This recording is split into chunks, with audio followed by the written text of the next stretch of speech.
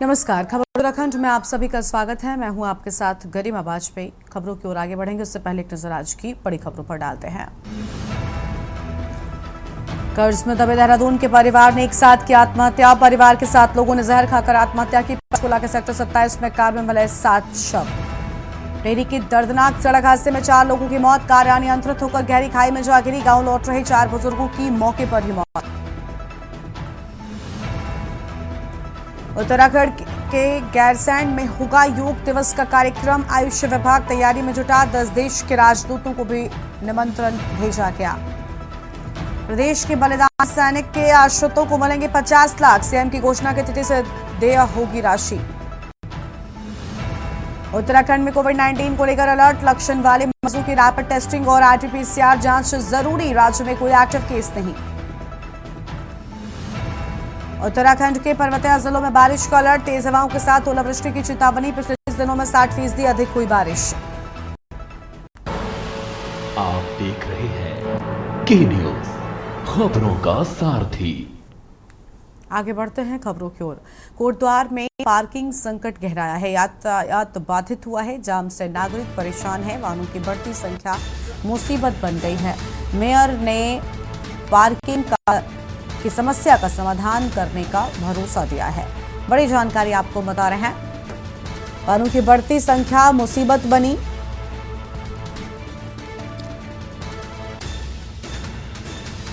Parking का संकट गहराया है। कोटद्वार में गहराया पार्किंग का संकट। ये बड़ी जानकारी आपको हम बता रहे हैं। यातायात बाधित हुआ।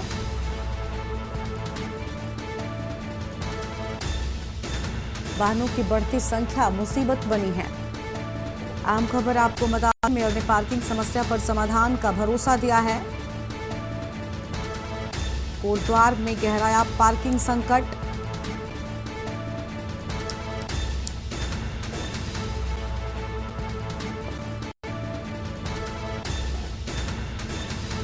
वाहनों की बढ़ती संख्या बनी मुसीबत।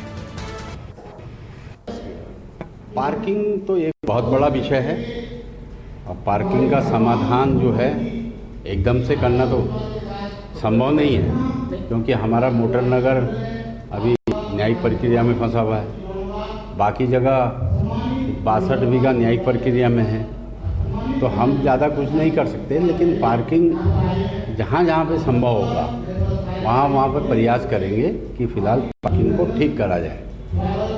ठीक है, अतिक्रमण अगर है, नाजायज़ अतिक्रमण है, तो वो हटना चाहिए, क्योंकि शहर जो है धीरे धीरे जो है क्लोज हो जाएगा इस तरीके से। तो अतिक्रमण है तो वो हट।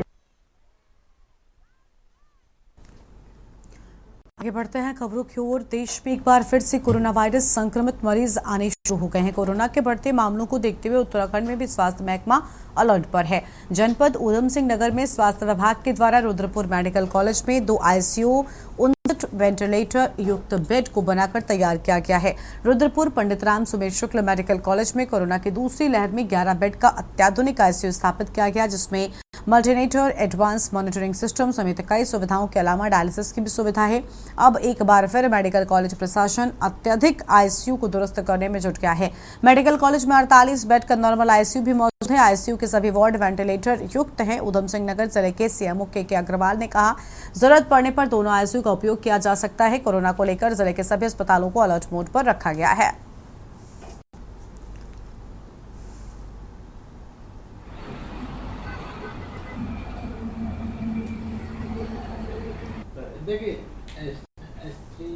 ये कोरोना का जो वायरस है, ये समय समय पर म्यूटेशन होता रहता है और समय समय पर नया वेरिएंट करके उभरता है। अब कुछ केसेस कुछ स्टेट में कोरोना के मिले हैं।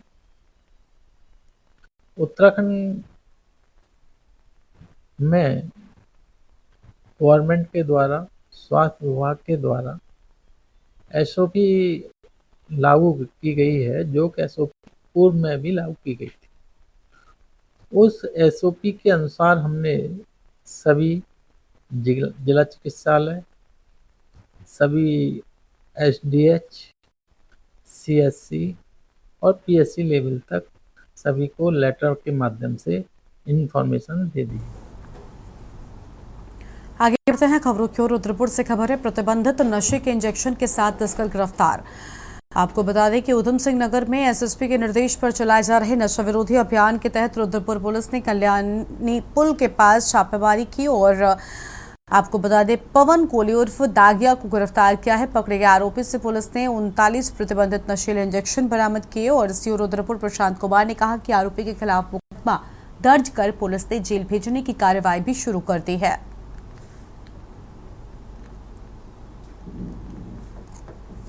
ये कल कोतवाली क्षेत्र में कल रात में एक युवक को पकड़ा है, गिरफ्तार किया गया है, जिसका नाम है पवन कोली। ये रामपुरा क्षेत्र का रहने वाला है। इसके पास से 39 शीशी नशीले इंजेक्शन की बरामद की गई हैं। इस घटना के क्रम में इस पर एनडीपीएस का 8/22 धारा में मुकदमा दर्ज किया गया है और इसको अग्रिम कार्रवाई के लिए न्यायालय भेजा गया है। वहां से इसकी न्यायिक हिरासत ली जाएगी। कीमत तो एग्जैक्ट हम आपको बता नहीं पाएंगे, मगर इसकी बाजार में काफी भारी कीमत है और इसको किच्छा रोड से गिरफ्तार किया गया है। अगली खबर है विकासनगर से, जहां पर विधायक मुन्ना सिंह चौहान ने आज करीब 10 करोड़ रुपए की लागत से बनने वाले हरबटपुर जीवनगढ़ बाईपास मार्ग का शिलान्यास किया। तो वहीं ये सड़क आपको बता दें कि परियोजना उत्तराखंड लोक निर्माण विभाग द्वारा राज्य योजना के अंतर्गत क्रियान्वयन की जा रही है। करीब 10.5 किलोमीटर लंबी ये सड़क हरबटपुर आसन बैराज मार्ग से अंबाड़ी जीवनगढ़ तक बनाई जाएगी, जिसका सुदृढ़ीकरण और डामरीकरण किया जाएगा। इंजीनियर ओपी सिंह जी और यहाँ के जिसका कॉन्ट्रैक्टर अमित जोशी जी हैं, जिनसे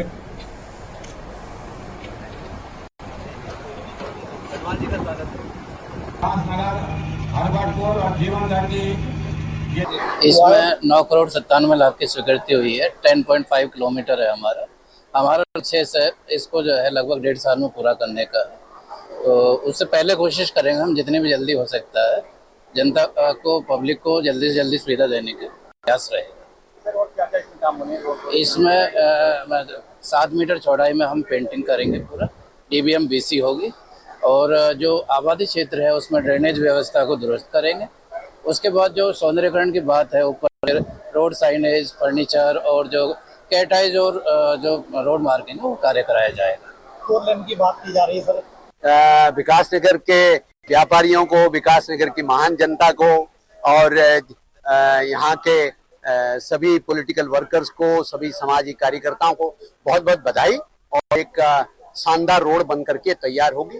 बहुत बड़ी धनराशि स्वीकृत हुई है और जैसा मैंने कहा कि इस रोड को और भी अपग्रेड करने के लिए यदि कहीं पर किसी चीज की जरूरत पड़ेगी तो अतिरिक्त धनराशि भी स्वीकृत कराई जाएगी। इसलिए विभाग के आज सब उच्च अधिकारी यहाँ पर है, सुपरिटेंडिंग इंजीनियर यहाँ पर है, एग्जीक्यूटिव इंजीनियर्स यहाँ पर, सिंचाई के, पीडब्ल्यूडी के। और इसको चूंकि जैसे सभी जानते हैं कि अब विकास नगर का जितना भारी वाहन है, स्पेशली जो ट्रक्स वगैरह का मूवमेंट है, इसी रोड से होता है। अगली खबर है लक्सर से, जहां पर भाजपा मंडल अध्यक्ष चैत्र सैनी की अगुवाई में तिरंगा शौर्य सम्मान यात्रा निकाली गई। इस यात्रा में बड़ी संख्या में कार्यकर्ता पहुंचे और साथ ही आपको बता दें कि यात्रा लक्सर से बाकरपुर से शुरू होकर इस क्षेत्र के दर्जनों गांव होकर खानपुर ब्रह्मपुर पहुंची, जहां पर समापन किया गया और इस दौरान पूरे रास्ते देशभक्ति के गीतों सहित सेना के जयकारे गूंजते रहे हैं।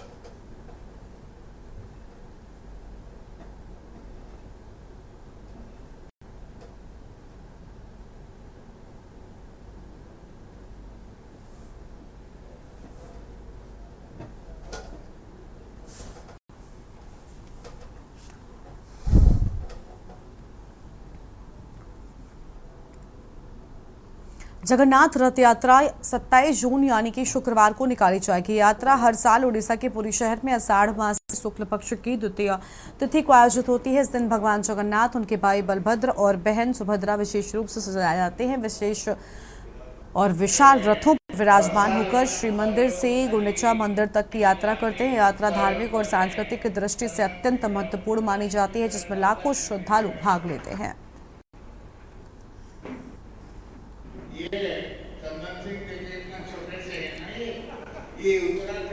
सहयोग से होगा और भगवान जगन्नाथ अपनी कृपा दृष्टि सभी पर बनाए रखें, सभी की मनोकामनाएं पूर्ण है, ऐसी मेरी कामना है। मेरी तरफ से आप सभी लोगों को शुभकामनाएं। है। मैं पूर्व प्रधान हूँ। ये राम मंदिर, श्री राम मंदिर से यहाँ पर जो है ये जगन्नाथ रथ यात्रा निकलती है। आज की जो मीटिंग बुलाई गई है ये देव स्नान पूर्णिमा के संबंध में है, जो 11 जून को है।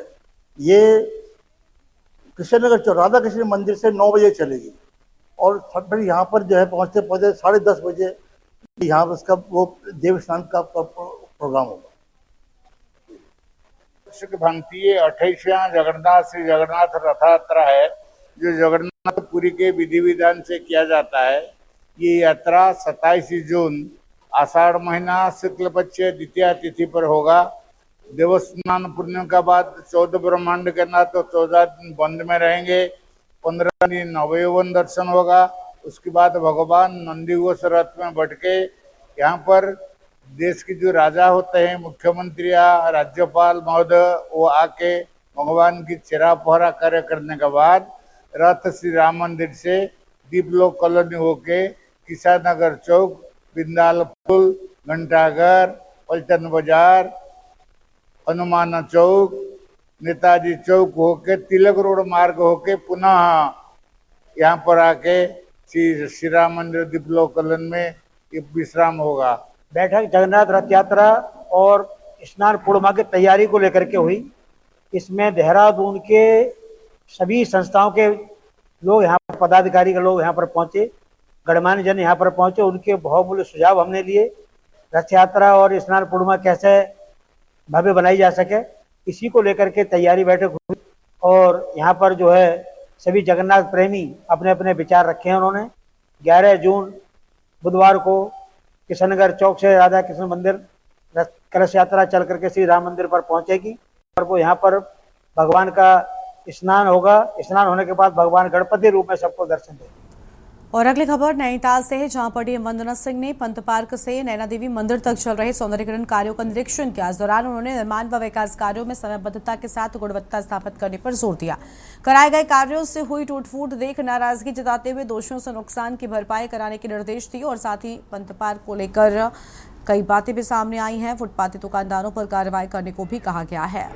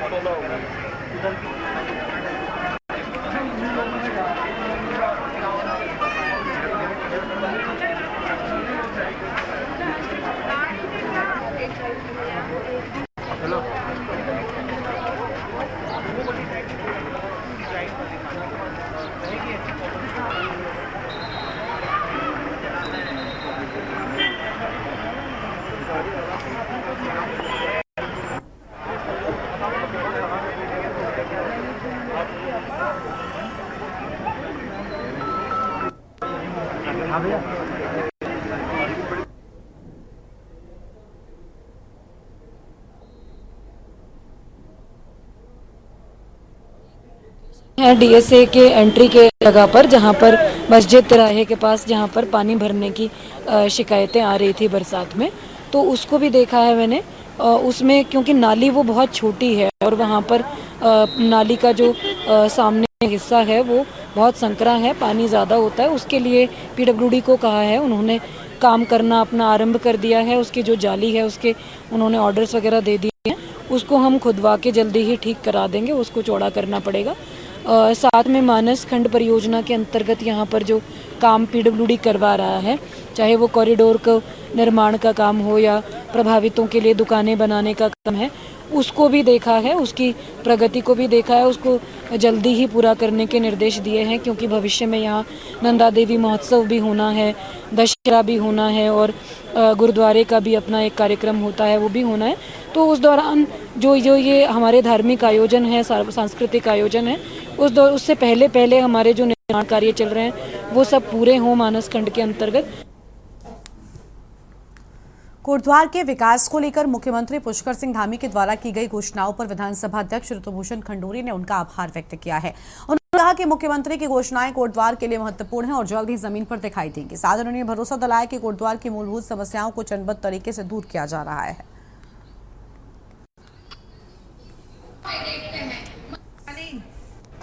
और संजीव द्विवेदी असौजल्य आप विधायक जी का स्वागत अभिनंदन करें। अनिता उपाध्याय जी,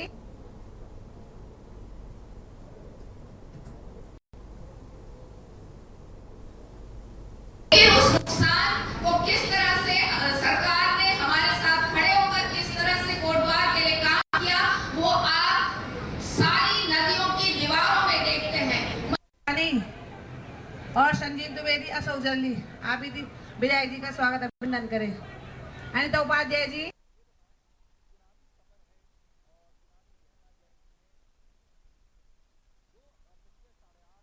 उस नुकसान को किस तरह से सरकार ने हमारे साथ खड़े होकर किस तरह से कोटद्वार के लिए काम किया, वो आप सारी नदियों की दीवारों में देखते हैं। और संजीव द्विवेदी असौजल्य आप विधायक जी का स्वागत अभिनंदन करें। अनिता उपाध्याय जी,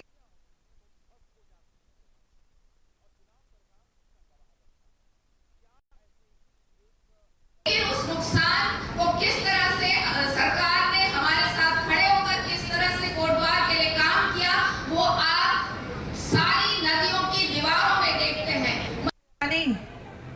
और संजीव द्विवेदी असौजल्य आप विधायक जी का स्वागत अभिनंदन करें।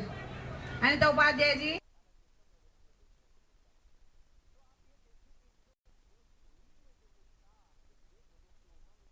उस नुकसान को किस तरह से सरकार ने हमारे साथ खड़े होकर किस तरह से कोटद्वार के लिए काम किया, वो आप सारी नदियों की दीवारों में देखते हैं। और संजीव द्विवेदी असौजल्य आप देखिए, हमारा जो मवाकोट कलाल घाटी वाला एक पुल है वो हम उस पर लगे हुए हैं। थोड़ा सा उसमें हमें फॉरेस्ट के क्लियरेंसेस चाहिए, बहुत बड़ा इशू नहीं है और वो मिल जाएगा। एक वो बहुत इम्पोर्टेंट हमारे लिए होगा। साथ ही साथ हमारे कुछ सुरक्षा दीवार अभी भी ऐसी कुछ जगहें हैं जहाँ पे सुरक्षा दीवार की आवश्यकता है। सिंचाई विभाग द्वारा जो हम लोगों ने रिक्वेस्ट की थी वो एस्टिमेट्स बन गए हैं। पेयजल 4 और 26 में तो आप जानते हैं कि एडीबी का बहुत बढ़िया योजना चल रही है, लेकिन अलावा कुछ ऐसे वार्ड हैं जहां पाइपलाइंस की इशू आ रही है। उसकी भी घोषणा माननीय मुख्यमंत्री जी ने रिगड्डी स्कीम के तहत कर दी है। तो इस तरह से ओवरऑल इंफ्रास्ट्रक्चरल डेवलपमेंट किस तरह से कोटद्वार का हो, उनकी आज उन्होंने यहाँ पर घोषणा की। मैं बहुत बहुत आभार व्यक्त करती हूँ। कुछ लोगों द्वारा सोशल मीडिया पे हम लोग देख रहे हैं लगातार आपकी छवि को जो है किया जा रहा है। उत्तराखंड की राजधानी देहरादून में शिवसेना के द्वारा 3 दिवसीय समीक्षा कार्यशाला का आयोजन किया गया, जिसमें मुख्य अतिथि के रूप में शिवसेना के राष्ट्रीय प्रवक्ता गुलाब चंद दुबे ने शिरकत की है। तो वहीं शिवसेना के राष्ट्रीय प्रवक्ता ने मीडिया को बताया कि उत्तराखंड में शिवसेना अब नई ऊर्जा के साथ कार्य करने को तैयार है। उन्होंने कहा कि शिवसेना के महाराष्ट्र से शीर्ष नेतृत्व के बड़े पदाधिकारियों के द्वारा समय समय पर दौरा होता रहेगा, जिससे उत्तराखंड में शिव सैनिकों में शिवसेना के प्रति विश्वास बढ़ेगा।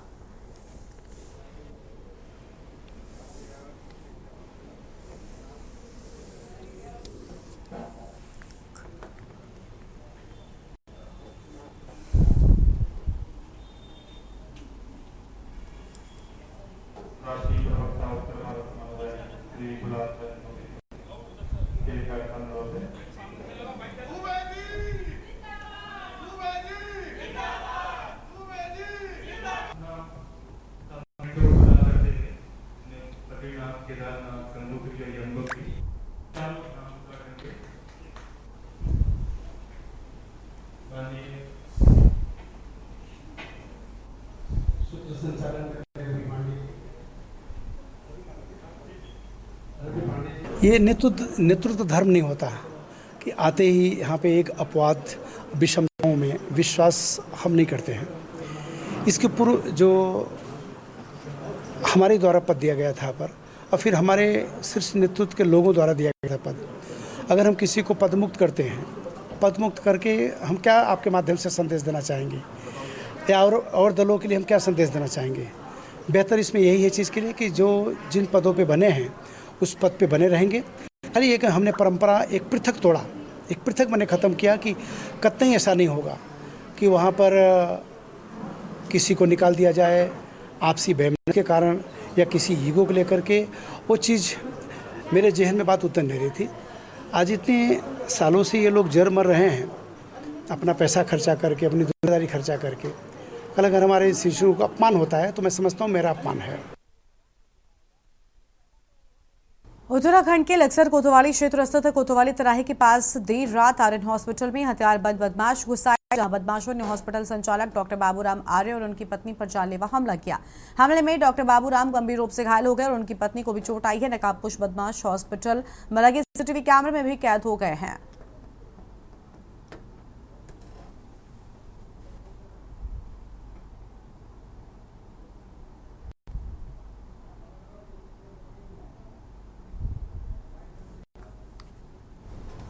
इस बुलेटिन में इतना ही। तमाम बड़ी खबरों के लिए आप देखते रहिए के न्यूज़ से जुड़ा। नमस्कार।